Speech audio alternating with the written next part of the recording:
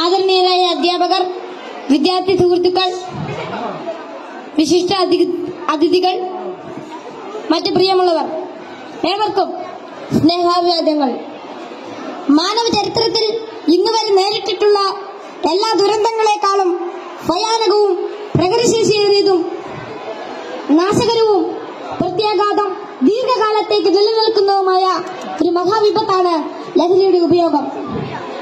ഓരോ കുട്ടിയുടെയും ജീവിതത്തിലേക്ക് ഹരമായും ഉന്മാദമായും ഉറ്റ ചങ്ങാതിയായും മൃദുവാസത്തോടെ പടികയറി വരുന്ന ലഹരി മരുന്ന് ഏതു വിധേനയായാലും ഒരു പ്രാവശ്യം ഉപയോഗിച്ചാൽ പിന്നെ അതിന്റെ തോഴനും പിന്നീട് സന്തത സഹചാരിയായും അധികം വൈകാതെ അടിമയുമാക്കി മാറ്റുന്ന മാന്ത്രിക ശക്തിയാണ് മയക്കുമരുന്നിനുള്ളത്.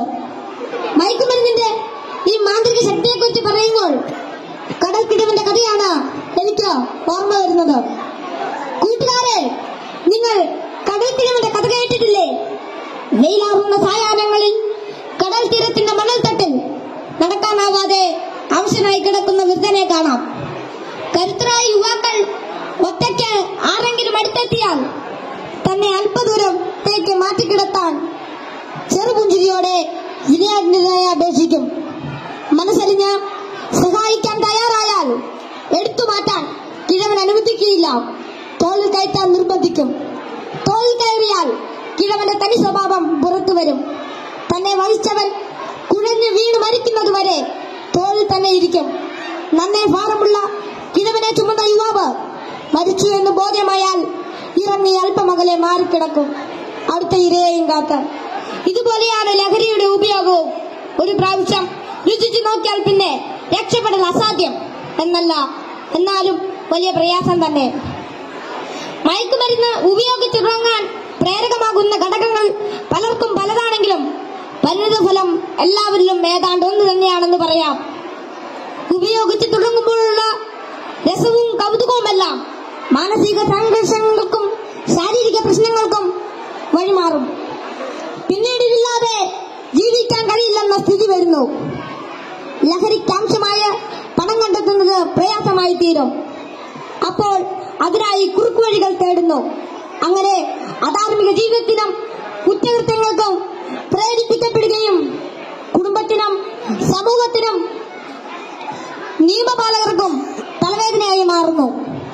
ഇതിന്റെ എല്ലാം ബാക്കി പത്രം എന്ന് പറയുന്നത് നിരാശ, ഏകാന്തത, മാനസിക പിരിമുറുക്കം, ശാരീരിക പ്രശ്നങ്ങൾ, മാനസിക വിഭ്രാന്തി എന്നിവയാണ്. ഈ പ്രശ്നങ്ങൾ ഇവരെ നിഷ്ക്രിയരും നിർജീവനുമാക്കി തീർക്കുന്നു.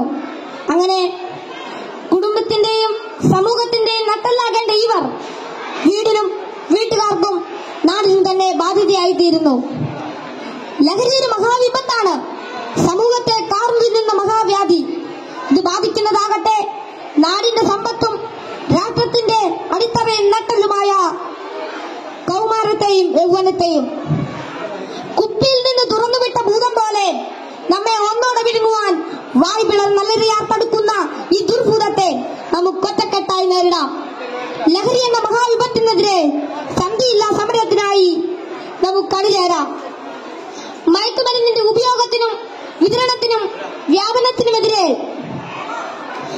കൈയോട് കൈകോർത്ത് നമ്മെ തന്നെ കാത്തും കൂട്ടുകാരുടെ കാവലാളായും ലഹരിക്കടിമപ്പെട്ടു പോയവരെ ചേർത്ത് പിടിച്ചും ലഹരി വിമുക്ത നാളേക്കായി ഐക്യദാർഢ്യത്തിന്റെ ഉരുക്കുകോട്ട തീർത്ത് മുന്നേറാം.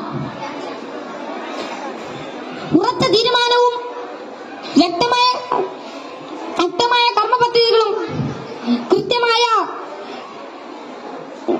ബോധവൽക്കരണവും കൊണ്ട് നമ്മുടെ കൂട്ടുകാർക്ക് ചുറ്റും നമുക്കൊരു രക്ഷാവലയം തീർത്ത് മനവും കരവും ഒന്നായി ചേർത്ത് ഉറക്കെ പാടാം. ശിരസ്സുയർത്തി പറയുക ലഹരിക്കടിപ്പെടില്ലൊരു നാളും നാം. ശിരസ്സുയർത്തി പറയുക ലഹരിക്കടിപ്പെടില്ലൊരു നാളും നാം. വരം കണക്കെ കിട്ടിയ ജീവിതം എറിഞ്ഞുടയ്ക്കുകയില്ല നാം. വരം കണക്കെ കിട്ടിയ ജീവിതം എറിഞ്ഞുടയ്ക്കുകയില്ല നാം. ശിരസ്സുയർത്തി ശിരസ്സുയർത്തി ശിരസ്സുയർത്തി പറയുക ലഹരിക്കടിപ്പെടില്ലൊരു നാളും നാം.